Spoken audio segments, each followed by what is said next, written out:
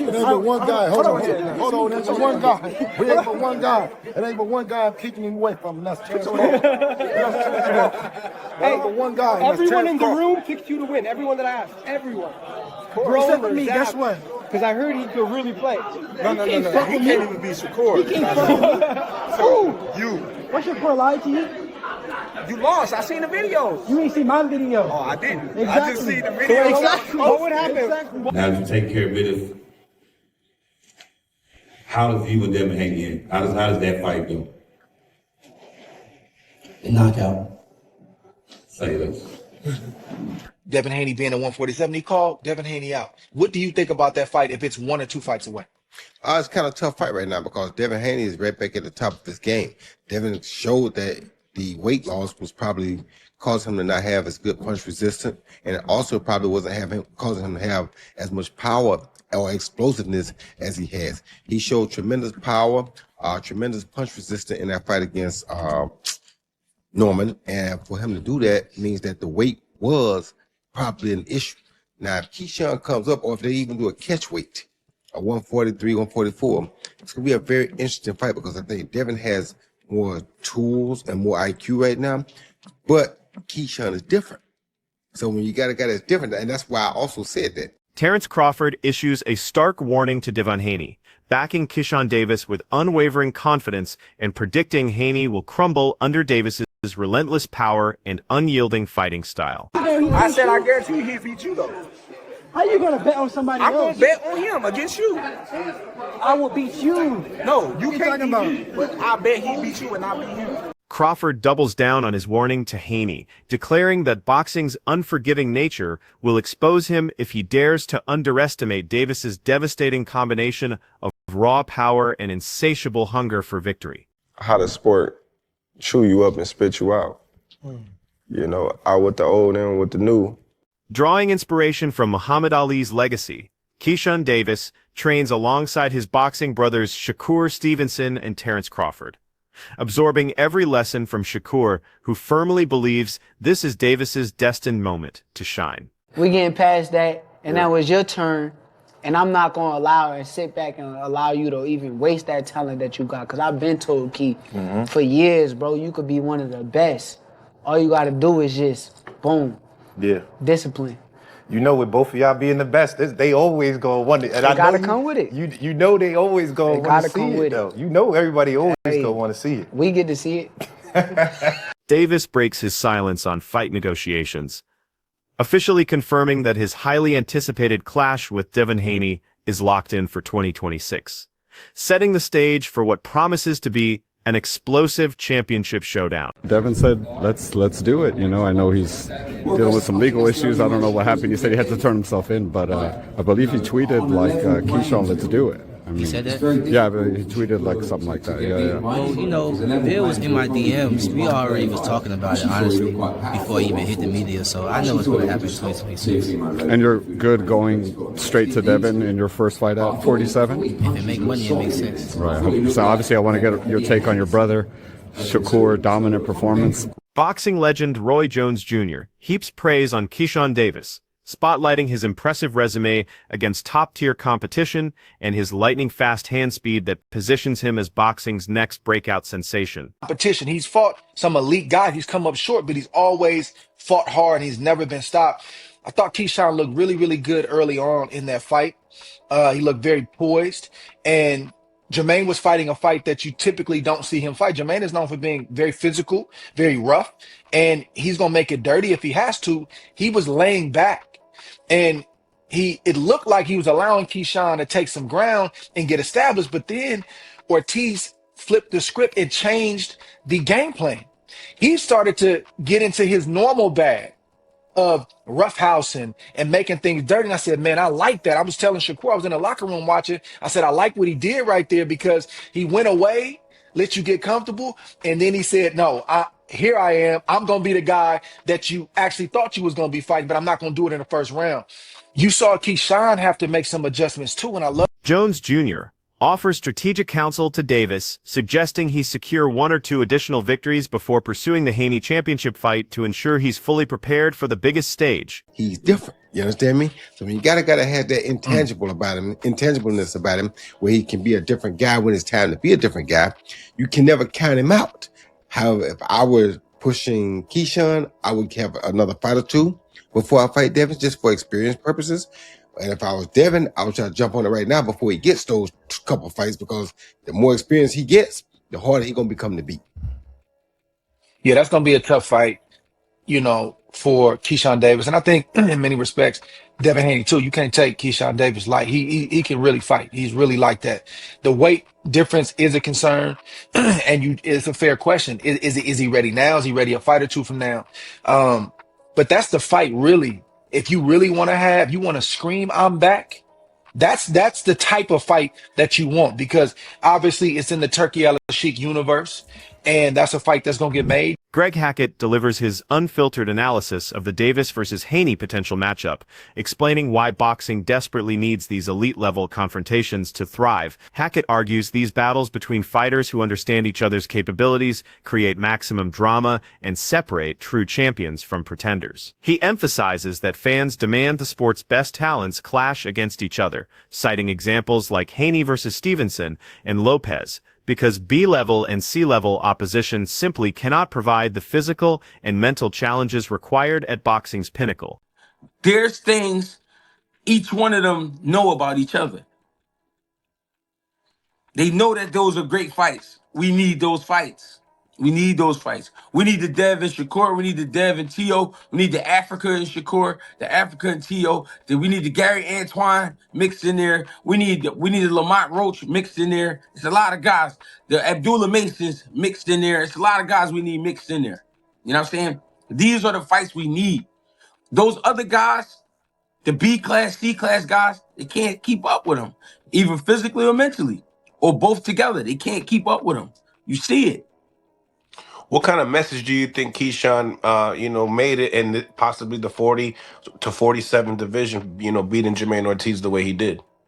I mean, I don't know. 47 is a different division. That was at one. Hackett evaluates Davis's dominant performance against Jermaine Ortiz at 40 pounds while questioning how he'll adapt to the welterweight division at 147.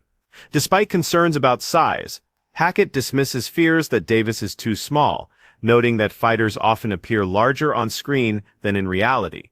He identifies consistency and mental composure as Davis's key challenges moving forward, but believes his natural talent, fighting pedigree, and burning ambition make him capable of delivering the high-stakes entertainment boxing craves. Is he too small for 147? He looked good at 40. No, I don't think he's too small. I don't think he's too small. These guys only look real big on TV. When you see these guys in person, they don't be that big. You know what I'm saying? So he's not too small. No. The thing is, with Keyshawn, can he keep it together? Can he keep it together mentally? If he can keep it together mentally, then we see great fights out of Keyshawn. If he do that he say he been doing, which I don't know if he was lying or not, saying that he was drinking and camp and shit like that, I don't know if that's true. I don't know if it's a lie. I don't know if it's, if he was telling the truth. I don't know. But if he can keep it together mentally, then we see great fights out of Keyshawn. Say Keyshawn Davis and Devin Haney happen next. Who would you favor? A boxing analyst examines Davis's bold declaration that no fighter from 40 to 147 pounds can defeat him, particularly as he eyes Devin Haney before potentially moving to welterweight. The analyst explains that the welterweight division currently suffers from stagnation, with established stars like Ryan Garcia and Mario Barrios already committed to other fights, creating a perfect opportunity for fresh blood to revitalize the weight class. Energy. Pretty much 40 to 47. And he says he wants to fight Jermaine Ortiz and then move up to welterweight, which would be perfect because, like I told you, I really am the best in this business. Like, everything I say is like clockwork, right? It's amazing to me. Sometimes I amaze myself. So what am I talking about? I literally just said welterweight is dry. It's a stale, stagnant, horrible division right now. Not too many ways to mix and match the guys. And then the guys you could mix and match are pretty much busy. The Ryans, the Barrioses, and the Rollies, as I mentioned at the beginning of this video. And I told you it's going to require, this is how it works in the sport of boxing. I know because I've been here. The analyst champions the boxing tradition of fighters ascending weight classes to create new rivalries and opportunities, pointing to Jaron Ennis's successful move from 14-7 to 154, which energized that division with compelling matchups against Sebastian Fundora, Virgil Ortiz, Jermall Charlo, and Errol Spence. He argues that rising stars like Davis, Shakur Stevenson, and Gary Antoine Russell could similarly transform welterweight by bringing their skills and ambitions to face bigger, more established opponents, giving fans the elite-level competition they desperately want to see. When people can't make 40 anymore, just like Jermall Ennis couldn't make 47, and he moved up to 154, now 54 is cracking. They got 54 out here cracking. Tons of names where you can mix and match the Funduras, the Virgil Ortiz, Jermall Charlo, possibly Errol Spence, Murtazaev, Boots, right? You got tons of ways you can mix and match these people. 47 right now is dry, so it's going to take Shakur's and the Keyshawns and Gary Antoine Russells or the El Rayos, you know, different Edwin De Los Santos, Matias, different guys to move up to start to purge and like fill out the division. Right now, it's not many options. Again, Devin versus Louis Crockpot is a terrible fight, and I don't know anyone that wants to see it. Keyshawn Davis officially announces he will face Lewis Crocker before confronting Devin Haney, despite immediately calling out Haney following his knockout victory over Jamaine Ortiz without mentioning Crocker's name. This strategic pivot has sparked controversy among fans and analysts who expected Davis to pursue Haney directly, leading to accusations of misleading promotional tactics and clout-chasing behavior rather than genuine fight-making. You'll fight Devin Haney. So, after you knocked out Jamaine Ortiz, let me get this straight. After you stopped Jamaine Ortiz, you made no mention of Louis Crocker. The first name you called out was Devin Haney, and the only name. Unless I missed the rest of the interview. And now you saying you had a deal in place to fight Louis Crocker next. And then if it's worth your while, then you'll fight Devin Haney.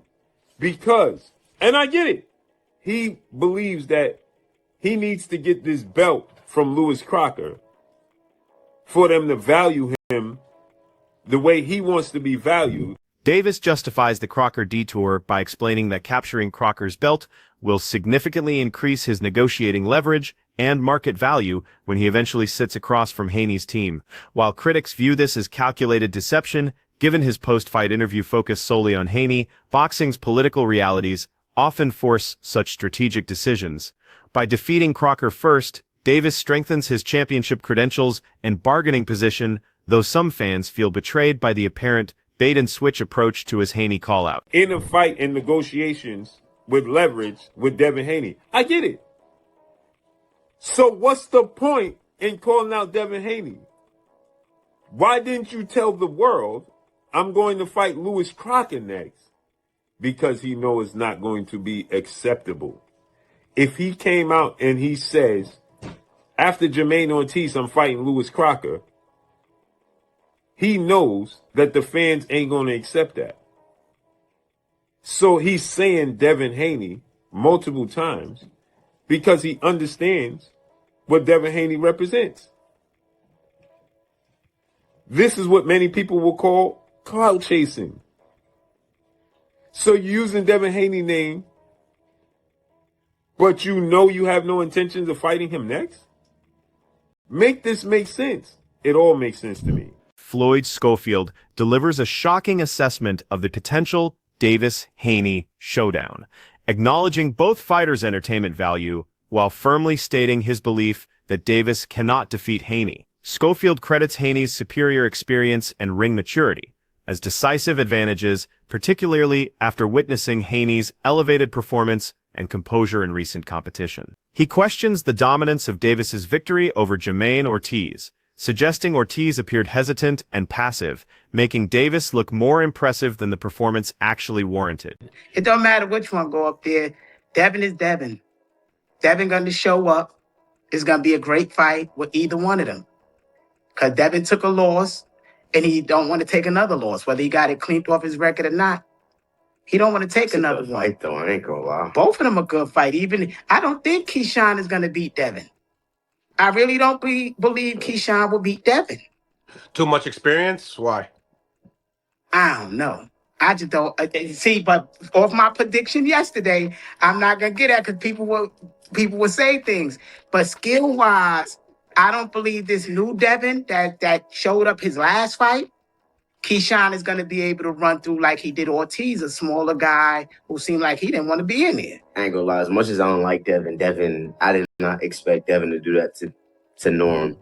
Schofield controversially criticizes the referee's stoppage in the Davis-Ortiz fight, claiming the official prematurely ended the bout without giving Ortiz proper opportunity to recover, essentially gifting Davis an unearned knockout victory. While respecting Davis's talent and warrior mentality, Schofield positions Haney on a superior competitive level, highlighting his ability to absorb clean shots without breaking. However, he concedes that Davis possesses the physical tools, size, and speed to create competitive action, especially if he develops sharper early-round combinations, ultimately viewing it as an intriguing but Haney-favored matchup. He's catching him too and didn't even buckle Devin, so I don't know. And Keyshawn's performance wasn't great. It was good he stopped him, that the referee gave him a gift. Because the ref stopped it. He didn't even give Ortiz a chance to stand up. Not saying Ortiz would have won, but it wouldn't have been a knockout in that 12 seconds. No, that's what I'm saying, but it wouldn't have been a knockout. The ref gave that gift. He didn't even get his man the count to get up to 8. So, or to 10. So, I don't know. I would want to see the Keyshawn and Devin fight. Key do got some dog in him, so I would like to see that. I like the new version of them, though. I like the God more in it. The maturity of seeing them grow up as fathers. Like, just to see these young men get into these points is amazing. And they still in their 20s. So I can imagine them in their 30s. Keyshawn Davis articulates his motivation for pursuing Devin Haney, focusing entirely on championship belts and career legacy rather than personal animosity. Davis reveals his strategic thinking after learning Haney might vacate his titles, recognizing this as his golden opportunity to step into championship-level competition and claim those vacant honors. He frames this moment as his chance to prove he belongs among boxing's elite tier, acknowledging Haney's experience while insisting his own youth, hunger, and skill set make him the more dangerous threat. I heard that light-skinned kid might vacate them belts, so we just try to get to them jumps, you know what I'm saying? Is that a fight? Well, as far as Anthony Yiga goes, what does he bring to the table that can make this a difficult fight? He's a southpaw. I never fought a southpaw in pros yet. This is a 10-round fight, so I feel like if I was him, I feel like he probably gonna try to drown me. I think he gonna try to come out fast, pressure me, you know what I'm saying, just try to drown me, you know what I'm saying, because I've never been 10 rounds, and I think that's probably his only way he feel like he can just make something happen. Davis explains his meticulous preparation approach, studying opponents for both strengths and exploitable weaknesses, analyzing whether fighters complain under adversity, cut easily, or crumble under sustained pressure. He views every discovered detail as potential tactical advantage in actual combat. While respecting Haney's intention to use experience as a weapon, Davis confidently predicts that Haney cannot match his superior speed, pair, and relentless fighting drive, boldly forecasting a knockout victory and declaring that Haney will wilt under sustained pressure, positioning this fight as his definitive statement that he represents boxing's future. He know I'm the younger fighter, and he know he has the experience over me. So, why not try to drown the younger fighter? You know what I'm saying? Yeah. Do you watch tape on the opponents, or you just adjust on the fly? Oh, I'm the businessman. I study. That concludes today's coverage. Keep watching for our next update. All right, so what are you looking for? Are you looking for strengths? Are you looking for weaknesses? Like, which one do you prioritize? I look for everything. I look for where you get cut at every single fight. I look for if somebody fights you dirty, do you complain? I look for all that shit, because everything that's a weakness, I'm going to use to my advantage. I like it. Prediction for the fight? I'm gonna knock his ass out. He's getting up out of there. He's getting up out of there. If y'all gamble respect on that shit, y'all gonna, yeah, I'm gonna get his ass up out of there. You referenced Devin Haney possibly vacating the belts. Yeah. Do you think after you get a belt, you'll eventually see him at like 140, 147? I was about to say shit. Oh, hell yeah. Like, I'd love to go to 140. Like, I thought with my first world title 35, I defended one time. I would have no problem going to 140 and test the waters out there and becoming champion at 2 different weight classes, just holding that shit down. Because I know I can do it. All right, so give me your hit list in order. Because you've been going at it with Frank. You've been going at it with Dev. Give me